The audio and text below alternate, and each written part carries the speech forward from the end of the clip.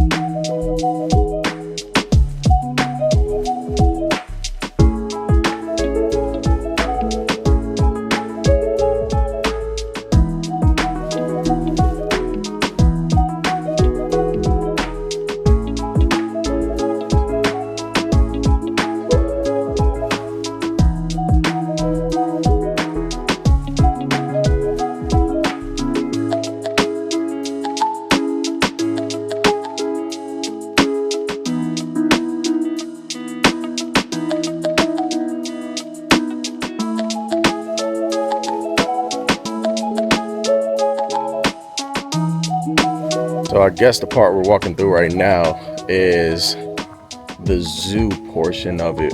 It looked like they have animals scoped it out in the bushes and stuff. So let's take a trip.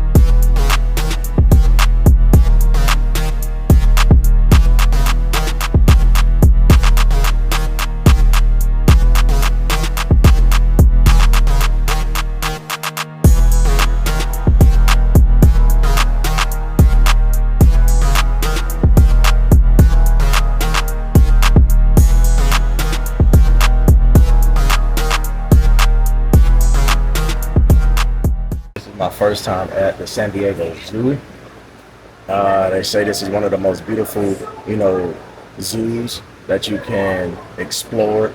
So right now I'm on a guided bus tour. Like I said, I was blessed with this ticket. Some lady, I guess her and her family was done, and she blessed me with the ticket. She gave it to my mom, actually, and my mom gave it to me. So God is just always showing up, so just, and life just always be open. Thank God, for the blessings that he blesses you with, and just choose to enjoy the journey. So we're getting ready to enjoy this bus tour, and let's see what content we can grab. As we follow the bus in front of us onto Front Street. Front Street is the entrance to the zoo. It has access to a wide variety of areas, including monkey trails and Treetops Way. A lot of the primates in the zoo live in that area. As we cross Front Street, if you were to look over to your right, you might have a chance to spot some North American flamingos. They welcome visitors to the zoo every day here with their bright pink plumage. Up ahead and on the left there, folks, you'll find the exit sign. Head that way when your day here at the zoo has finished. If you head along the road past it, you'll find the Wildlife Explorers Base Camp and the Skyfari Base. For our part, though, folks, we are going to descend straight ahead downhill here into the Lost Forest. Ooh. Now, as we take the plunge here, folks, I would invite you to keep your eyes open, take a look around, and take in all of the wildlife surrounding us. By wildlife, of course, I mean plant life. Plant life is one of the most basic foundational building blocks for all life here on planet Earth. Without plants, none of us would be here. The San Diego Zoo is most widely known for its animal life, but one thing you might not know about us is that we are also a world-class botanical garden. We take great pride in curating and maintaining a wide selection of plants here at the zoo, some of which are endangered. So keep your eye open for that on the tour if you're a big fan of plants. The section of the Lost Forest we're making our way through now represents the Asian Rainforest Conservation Hub. We have 8 conservation hubs here at the zoo. They represent areas around the world in which we have a special interest in conservation. You might spot some plants and animals native to those conservation hubs as we make our way through the zoo on the tour. One of which might be up ahead here and on our right. As we pull forward, if you keep your eyes to the right, you'll have a chance to get an eyeball into the habitat of the Malayan tiger. Looks like they're hanging out towards the back left of their habitat. I'll try to roll forward slowly in just a moment so we can all get a good shot of seeing that tiger. Malayan tigers are a little bit smaller than the Siberian tiger, which is the largest tiger species on Earth. That being said, still nothing to sneeze at. They are big, big cats. Also probably my personal favorite of the big cats, tigers are, thanks to a lifetime spent reading Calvin and Hobbes. Now, in addition to those conservation hubs I mentioned just a little bit ago, we also have these conservation partners who we ally with on various issues around the globe. One of those partners is the Way Cambis National Park in Indonesia. They do something pretty cool. They have a system of motion-activated cameras set up throughout the park, which they use to track and monitor the tigers without being in their space too much. It's a neat way they're studying the tigers to better learn how to help them thrive. And it's good that they're doing so, folks, because unfortunately tigers are endangered. There's a number of causes that can impact their conservation status, including the palm oil industry, which contributes to deforestation. Palm oil, if you don't know, is a very common ingredient in all sorts of products, from skincare products to food products. It's often harvested from the tiger's natural environments. We can help the tigers in our own lives by purchasing products made with sustainably sourced palm oil. It's a little thing, but it does go a long way. Rolling on ahead here, we're making our way past some habitats on the right, home to some pretty unique wildlife. The habitat on our immediate right is home to the hippopotamus, which is an animal that has some amphibious tendencies, meaning it likes to spend a lot of time in the water. That can occasionally make them tricky to spot from the bus. However, returning to this area on foot gives you a little bit of an easier shot at spotting them, as well as the okapi. Okapi are a very unique looking creature that are sometimes referred to as the giraffe of the forest because they are so closely related to giraffes. For our part, though, we're going to continue to roll on ahead here, and we will be departing the Lost Forest in just a few short moments. Don't worry, though, folks. There are plenty of wondrous wildlife types ahead in some of the spectacular spots we've got here for them at the zoo. You might be able to spot one of those species over here on the right. That is looks like a red-tailed monkey over there on the right, on the top of that little structure. Now, red-tailed monkeys, they actually share a habitat with animals like the Allen swamp monkey, the red-tufted hog, and the river otters. That is a process known here at the zoo as collaborative enrichment, areas where multiple different forms of wildlife share the same environment so they can have a closer living experience to what they might have out in nature. We'll have some more habitats where that's the case as we make our loop through the zoo. For right now, we are going to pause this bus temporarily because we're encountering a stop sign in the wild. Over there on the right, you'll spot a red circle that is map marker number 15. A variety of map markers are located throughout the zoo. They are there to help you find your way to a specific area quickly and easily. You can find them on the map section of the San Diego Zoo's app. For our part, as we roll forwards here, we're making our way into the African marshlands. If you were to look over to your left, you may have a chance to spot some greater flamingos. Greater flamingos are relatives of the North American flamingo, who we saw a little bit ago on Front Street. There are a couple differences between the two species, though, as they seem eager to tell us. One of which is their color. You can see these greater flamingos here on the left. They're not as bright pink as the North American flamingo. That's primarily due to differences in diet. Greater flamingos eat mostly algae, while North American flamingos tend to eat more shrimp, and that contributes to their color difference. They also come from different parts of the world. The greater flamingo here on the left, native of Africa and India, while the North American flamingo, folks, this is going to blow your minds. It does come from North America. As our tour continues up ahead here, we are going to make our way up the hill to our right. As we do so, I'd like to talk to you about a building that is located behind some of the plants here on the left. That building is the San Diego Zoo's Animal Hospital. First built on zoo grounds in 1920, it was the first animal hospital of its kind to be built on the grounds of a zoo, and it inspired many other zoos to follow suit. A number of interesting animal operations have taken place at that hospital, including one on an orangutan named Karen. Karen was actually born with a heart defect. She had to have open heart surgery at that hospital in order to survive. The surgery did go well, but she has since gone on to live a happy and healthy life. It's just another way we're helping animals to thrive here at the zoo by innovating in animal health care. As we climb this hill, if you look through this fence on our left, you'll spot the most fearsome creature you'll see all day today here at the zoo. Oh, there she is, folks. That is the California 163. That is a highway we have here in San Diego. I know most of you probably didn't come to the zoo to hear about a highway, but if you follow that one north towards Escondido, you'll be well on your way to visiting the San Diego Safari Park, our sister location. Keep an eye on the right here as we climb. You may have a chance to spot some African herd animals. You might see a zebra, maybe a lesser kudu or two, and some gazelle as well. They make their homes in a shared environment over there on the right. Some more collaborative enrichment like we saw with the red-tailed monkeys. Because after all, folks, no animal is an island. They're going to need to coexist alongside and in competition with one another in order to thrive as part of the complex ecosystems that make up our planet.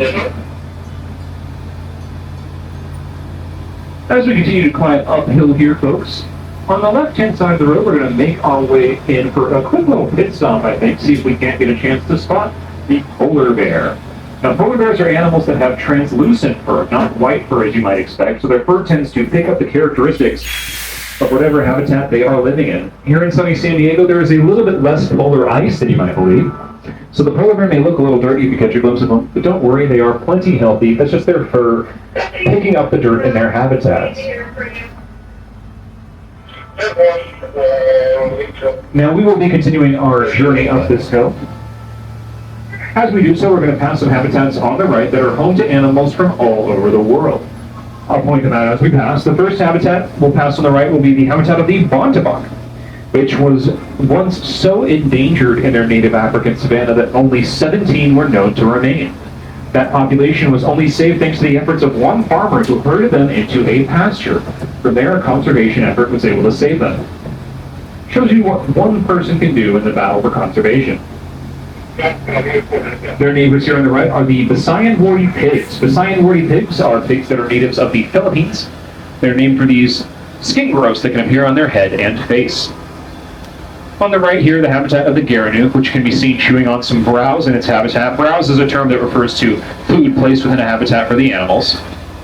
And on the right here, the Chicoan peccaries, who are often mistaken for warthogs or boars based on their physical appearance, but they are their own unique species native to Central and South America. Here on the left is Skyfari West. That's one of 2 Skyfari stops. The other is located towards the front of the zoo. Another attraction located back here is the 4D Theater, which you'll find up ahead and on your right, currently showing Animal Kingdom in 4D, the best movie ever made. Here on the left, we're passing the habitat of the mountain lions, folks. Now, mountain lions go by a variety of names, including cougar and puma. They're also what's known as crepuscular animals, which means they are more active towards dawn and dusk. While that can make them a little bit tricky to spot during the day here at the zoo, sometimes if you keep an eye towards the top of those rocks you see there in the habitat, sometimes towards the bottom crawling around as well, you may have a chance to spot them. We'll keep on rolling forward past the habitat of those mountain lions. On the right here, we're going to be passing the habitat of the maned wolf, which, fun fact, not actually a wolf. They are a relative of wolves, but they're their own unique member of the canid family. And you are probably not going to see them. They like to hide down in the brush or in the back of their habitat, which can make them tricky to spot, but sometimes you can smell them. If you're smelling something a little bit funky, something with a little bit of stank in the air, that is the scent of the maned wolf marking its territory. Oftentimes, they are easier to smell than they are to see. As we make our way forward, we are entering the Elephant Odyssey, which is home to a wide variety of wildlife. We're going to hope to have a chance to spot some of them as we make our way forward. A little critter that's pretty cute you can spot in the habitat here on our left. I know the sun might be in some of our eyes, but there's a wooden plank towards the top of that habitat. See if you can't spot the South African rock Thyrexes lounging atop it. Not going to make a long stop there, though, because as we roll forward, we got a chance to see some lions over here on the right. The female is on the platform closest to us, having the nap of her life, and the male is on the platform furthest away from us. They were a brother and a sister, folks, and they came to us from the safari park. They came to us because, well, that's where they were, and they're here now. But they're native to the African savanna. In their native African savanna, their roar can actually be heard for miles around. It echoes over a very large distance. The same is true here at the zoo. Sometimes, especially in the evenings, these lions can be heard roaring, vocalizing, and you don't have to be right next to their habitats to hear them. You can actually hear them roar from all over the zoo. Now, if you don't know what a lion's roar sounds like, but you'd like to listen for it later on during your visit, don't worry, folks. I'm here. I can give you an example. A lion's roar sounds something like this. Roar.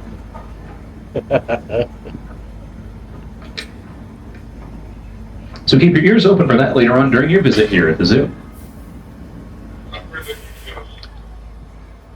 The lion habitat is split into a few different areas to allow us to practice something we call protective contact here at the zoo.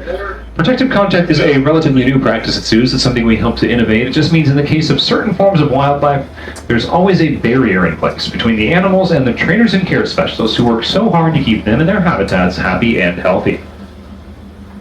We might spot some more examples of protective contact later on in the zoo, but speaking of spotting things in habitats, over here on the right, we're making our way past the habitat of the jaguar Nindiri. She's currently sleeping on top of these rocks right here, but she does like to wake up and walk away when I talk about her. I'll try to roll by slowly so we can all get a chance to see the jaguar. Now, jaguars like Nindiri, they're pretty solitary animals. They don't like to spend a lot of time together as adults, so Nindiri gets the habitat to herself. They're also natives of the Amazonia Conservation Hub, and in their native Amazon, they're unfortunately heavily impacted by the coffee industry. Coffee grows very well in parts of the world that jaguars call their homes, which has a negative impact on them and their environments. We can help the jaguars in our own lives by purchasing sustainably grown coffee such as shade-grown coffee.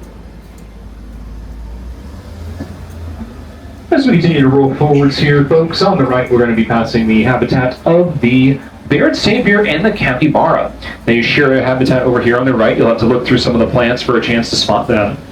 Now, the Baird's tapir is one of only 5 tapir species in the entire world. It's a very unique looking creature with some darker coloration. And the capybara, believe it or not, is the world's largest rodent. Belongs to the same animal family as mice and rats. Speaking of the world's largest anything, folks, over here on the right, you might have spotted an elephant in their habitat as we continue to roll forward. Now, elephants here at the zoo have the largest habitat by far, which is good because they need a lot of space in their native environments to thrive. So we wanted to try to honor that here at the zoo by giving them as much space as we possibly could. You might also see some objects hanging from the larger structures there, and you see that elephant reaching its trunk into those objects. You might wonder why they're doing that. That is part of what's called an enriched experience for the elephants here at the zoo. Those objects you see the elephants reaching their trunk into, they've been filled with food or a treat, and the elephants reach their trunks inside to practice getting at food and using their trunks how they would out in nature. You can think of enriched experiences here at the zoo kind of like a home gym, because after all, it is important for an elephant to never skip trunk day.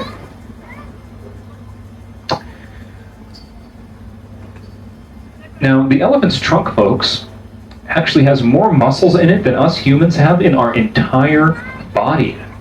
That makes the trunks extremely versatile and adept at picking up all sorts of objects, doing a lot of work for the elephants. They can pick up something as small as a grape off the ground with their trunks.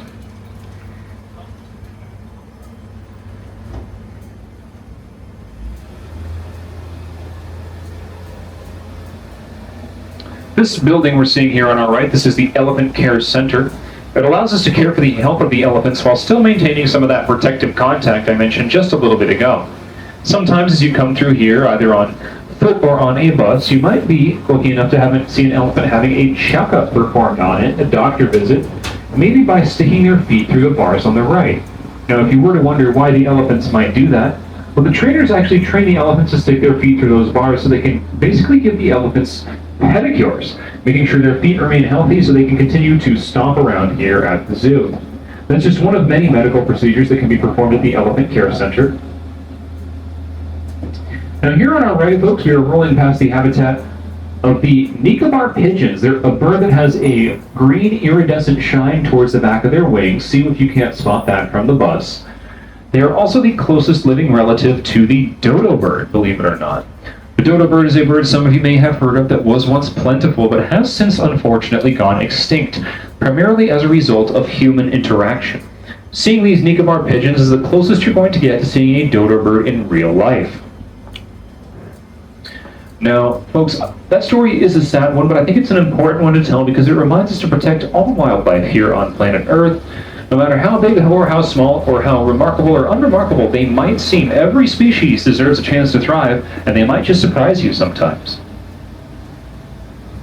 As we make our way ahead here, we're continuing through the Elephant Odyssey, and I'd like to take this opportunity to mention one of our partners in elephant conservation. Their name is the Ritteti Elephant Sanctuary. They do something pretty cool. They take care of orphaned or abandoned baby elephants they may find out in nature. But they were running into a bit of a problem when doing so, which was they didn't have enough elephant's milk to go around. Now, some of you may notice another elephant over here on the right. That's just nature taking its course, folks. Ain't nothing better. Now, the Ritteti Elephant Sanctuary and taking care of those elephants, it was running into a bit of a problem when doing so, which was they didn't have enough elephant's milk to go around. I don't know if any of you have ever tried to milk an elephant or get your hands on elephant's milk. Let me tell you, folks, not the easiest thing to do in the world. So we did some research with Ritteti. We figured out the best substitute for elephant's milk, and that turned out to be goat's milk, which solved the problem but had the neat little side effect of increasing the demand for goat's milk in the area, meaning local goat farmers saw their businesses improve. That's just one way we've helped to positively impact not only these animals and their habitats, but the communities around which they exist as well. Animal, habitat, and community. All three are connected, and we have to help all three thrive if we want to build a better world for tomorrow. Now, as we hold this bus forward here, folks, on the left-hand side of the road, there's a little building I'd like to tell you about. It's the zoo's Butterfly Conservation Lab. There we are hard at work trying to restore populations of the Kino butterfly, a butterfly native to San Diego and the Southwestern Conservation Hub.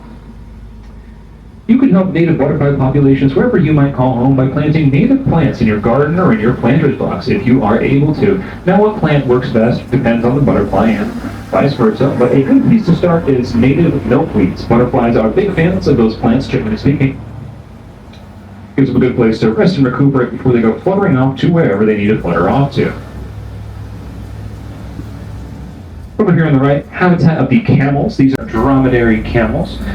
Dromedary camels have only one hump. They are natives of Africa, they make up roughly 90% of the world's camel population. Double-humped camels, comparatively speaking, are a much rarer species. They are natives of Asia. They're commonly known as Bactrian camels. They make up roughly 10% of camel populations. Speaking of rare forms of wildlife, folks, we're going to roll ahead here, and on the right we're going to pass the habitat of an animal that was once so endangered only 22 were known to exist in their native environments. There's a tree trunk in the habitat on our right. If you look towards the top of that tree trunk, you may have a chance to spot perched there a California condor. Now, the California condor was only brought back from the brink of extinction due to a massive conservation effort in which a great many groups took part. We were one of those groups. We partnered with the San Diego Safari Park and the Los Angeles Zoo to successfully hatch over 250 condor eggs. That went a long way in bringing their numbers back from the brink of extinction. There's still a long way to go, but today over 600 California condors can be found in their native environments and at zoos like the San Diego Zoo. Now, I'm a pretty big fan of California condors, folks, partially because I think you can almost call them conservationists themselves, and that's because of their diet. California condors eat carrion. Carrion is a word that refers to animals that have already died. So in that way, the California condor actually acts as a vital part of nature's recycling team. They help to keep their habitats healthy by eating that carrion, cleaning up the environment, so that the many other species with which they share those habitats can continue to thrive. They are a very valuable species, folks. As our tour rolls on ahead here, we're going to pass the habitat of the meerkats here on our right. Look towards the top of that dirt mound you see there, and you might spot some meerkat action.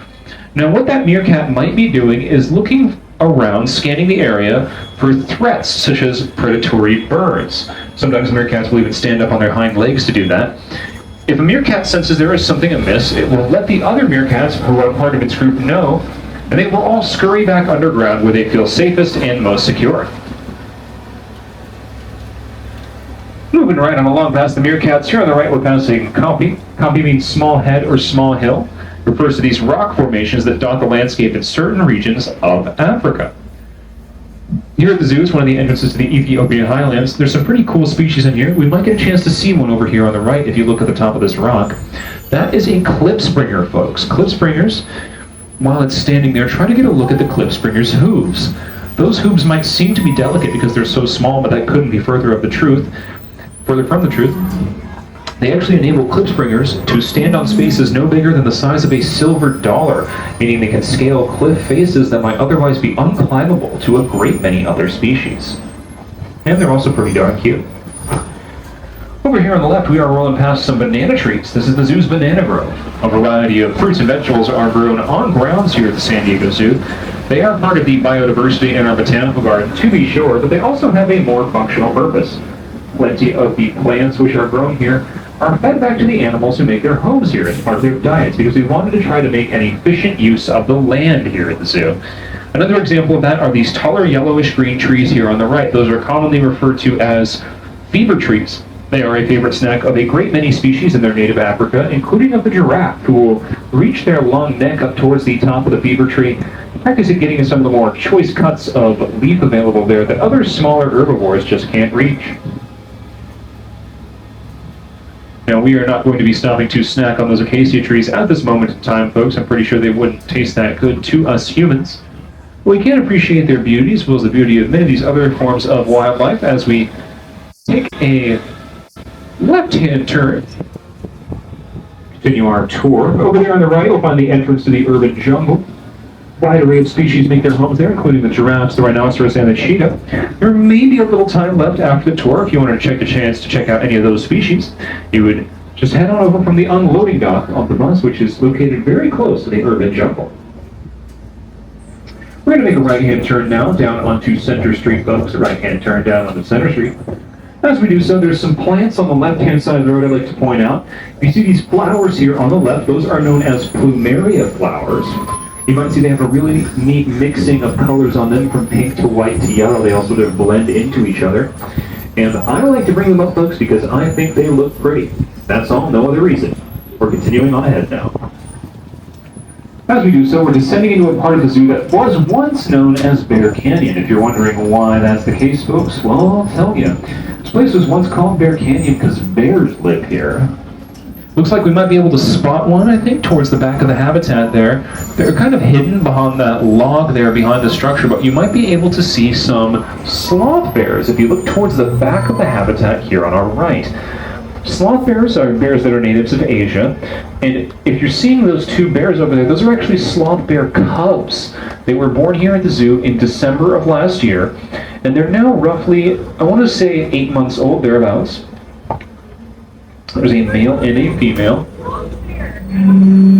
I'll continue to roll forward slowly, see if we can't all get a chance to spot them over on the right here in their habitat. Looks like they might still be hanging out with mom as well. Sloth bears have a diet that's made up of mostly fruit and insects. They have developed a couple of interesting characteristics that let them eat those insects more effectively, including nostrils. They can actually close on command while they are eating so bugs don't crawl up their nose. Sloth bears also have slightly longer lower lips that they can extend slightly. They could almost call these lips prehensile. And they can use these lips to get into these little nooks and crannies and slurp up every last bit of juicy, crunchy bug goodness that might be hiding there. It's important to get a protein-packed meal, folks, especially if you are a sloth bear. Rolling on downhill. On the right here, we're passing the habitat of the red-breasted goose. Now, they are not bears, but they do live here on Center Street with the bears. Why? I don't know. But I hope to figure it out one day. Our little downhill journey here is going to take us past the habitat of an animal you may recognize if you are a California native. Over here on the right, it looks like towards the back of the habitat, you'll have a chance to spot some North American grizzly bears. I'll be rolling forward slowly again in just a moment so we can all get a chance to look at them. Two of them live with us here at the zoo. Their names are Scout and Montana, and they are brothers. They actually came to us from Idaho, and they came to us because their mom had been teaching them some pretty bad habits, including rooting through trash to try to find food. Now, that's not a healthy habit for the bears to learn because it's not healthy for them to be around humans so much. So, they were rescued and brought here to live at the zoo in comfort. These North American grizzly bears, folks, they're particularly impressive animals. So now it seems like, and it's natural to want to stop and admire them, especially here at the zoo. So now it seems like a good time to remind us all that if you encounter wildlife in their native environments, always give them space to thrive, whether they are as large as a North American grizzly bear or as small as a red-breasted goose. We share the planet with a great many amazing, beautiful species, but we want to make sure to give them their room to thrive as well. You can help North American grizzly bears continue to thrive if you live or camp in areas they call home by making sure your belongings are stored away properly, perhaps in a bear locker, and by making sure your trash is thrown away in the proper areas. That helps limit that human-bear contact so we can continue to safely share the spaces which we co-inhabit. As we roll downhill here, we're making our way past another sloth bear habitat and past the habitat of the Andean bear here on our right. Andean bears are also sometimes known as spectacled bears because they have lighter colored fur around their eyes that almost makes it look like they are wearing glasses. Rolling forward here, we're going to re-enter the Lost Forest. This is a different section of the Lost Forest from the portion we traveled through previously. It's known as Sun Bear Forest, named for the sun bear, which is native to Asia. Now, you might have noticed it gets a little bit cooler as we're going down into Sun Bear Forest here, and that's partially because of the shade, but it's also partially because of the shape of the zoo. We've been heading down into a canyon. At the bottom of the canyon here at the zoo, it's a lot cooler than it is at the top and around the rim, such as up by the elephants. That difference in climate allows for a couple different types of climate comfort zones for animals, so they'll be living here at the zoo in areas that are cooler or warmer based on their comfort level. Just a neat little design choice I like to bring up sometimes. Making our way forwards here as we continue past this part of Sun Bear Forest. There's Sun Bear Trail, which lets you walk past a variety of habitats, including the habitat of the colobus monkey and the mandrill over here on our right. Now we're going to be making our way forward, and we're going to have a right-hand turn that we're making right here as well. As we make this right-hand turn, folks, you may see a bridge on our left. If you find yourself in this area and you want a quick route back towards the front, I'd recommend taking the elevators. You can find them at the bottom of the canyon along the road to the left. They'll take you up to bridge level, where it is a 5 to 10 minute walk through monkey trails or treetops way to the front of the zoo. Now as we continue our little journey here, We're going to be climbing up Africa rocks, and some of you may notice on the left-hand side of the road here, there are a bunch of plants. Keep your eyes past those plants to the left and way to the back, and you might be able to spot back there some animals native to the Oceans Conservation Hub. Again, keep your eyes to the left and way to the back. See if you can't spot some penguins back there. Now, if you did spot those penguins, folks, your first question might be, well, where is all the ice? It's a good question. The answer to it is there's a variety of penguin species that are home to areas of the world like South Africa and Oceania. So they're quite at home in areas of the world where there is much less ice naturally than there is in Antarctica. That's the case with the penguins who live with us here at the San Diego Zoo. They are South African penguins. Ways in which you can help them thrive might be by using water wisely. Maybe you take a short shower, maybe you turn the water off while you brush your teeth. Only if you're able to and interested, but a little does go a long way. And it doesn't just help the penguins, it helps many other animals who call the Oceans Conservation Hub their homes. If I could talk about myself for a brief moment, Oceans Conservation is something that means a lot to me. I spent a lot of time growing up at the modern day aquarium where I learned all about oceans conservation, all about using water wisely, and all about how to consume seafood sustainably so we're not damaging the populations of the ocean with our eating habits. So I always try to use water wisely in my own life. Here on the left, we're climbing past the habitats of the vervet monkeys. Vervets are smaller, they have some grayish fur. Looks like you can see some of them along the rock ridge right there on the left. Oftentimes you can see a group of them hanging out on that ridge. They'll be grooming each other perhaps, picking through each other's fur for fleas and other smaller insects for a little snack.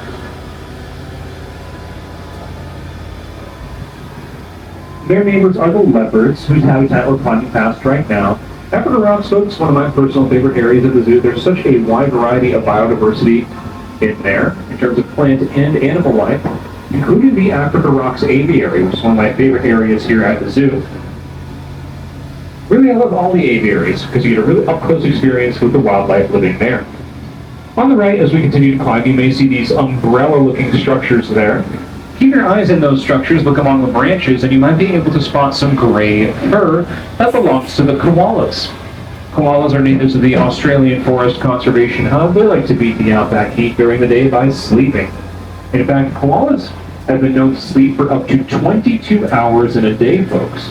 Up to 22 hours in a day. The koalas sleep for just an hour or two less than I do on average. Now, another reason the koalas might spend so much time sleeping is because of their favorite food, the eucalyptus leaf. Koalas love to eat eucalyptus leaves, but they are a little bit toxic, a little bit difficult to digest, and get nutritional value out of. So the koalas need to spend extra time snoozing to make sure they properly digest all the vitamins and minerals they need in their favorite foods. As we cross Sydney's Plaza for the second time on our tour, I'd like to thank you folks today for visiting the San Diego Zoo. Just by walking through those front gates, you're already an ally to wildlife worldwide and an ally to us in our conservation mission. If, however, you ended up spending a little extra here at the zoo today, just know it's going towards a good cause. We here at the zoo are a non-profit organization, meaning every penny we earn goes back into that conservation mission to help create a world where all life thrives.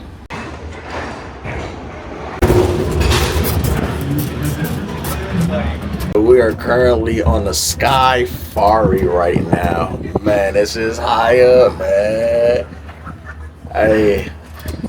I definitely recommend the bus tour. You know, it's very informative. This Skyfari is very dope, man. If you're afraid of heights, I don't recommend this, but your boy ain't afraid of heights, so we're gonna enjoy it. You get to see everything. Look at this. A nice view of the city, of the zoo. It's been an awesome day, an awesome time exploring the San Diego Zoo. Again, I'm grateful. You know, this was a free experience. Again, being blessed with the tickets. God is always speaking. God is always talking. God is always showing, you know, that he's near, that he's with us. So I just encourage you to always be grateful. Be grateful, be grateful. I thank God, you know, for this opportunity, you know, to be able to explore and to be able to see, you know, this beautiful space. Definitely worth it. Definitely worth it. Definitely worth it. You know, being in a new space, being in a new season of life, being in a new atmosphere. You got to take it all in. You got to take it all in, and you got to, you know, just be open.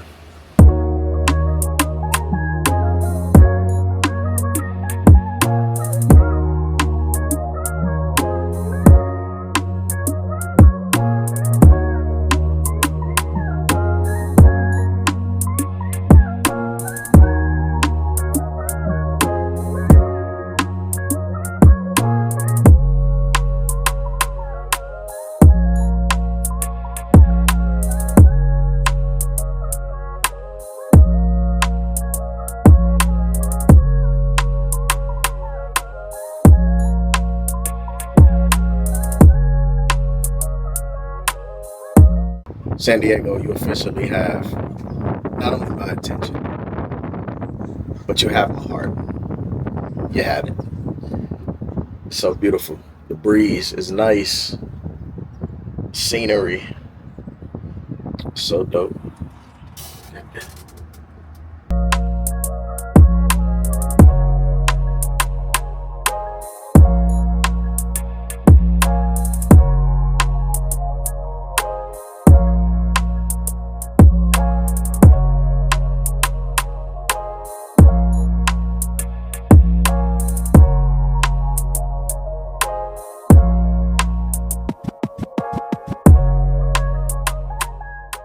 San Diego Zoo, thank you again. It was amazing. It was fun. I had a good time. And until next time.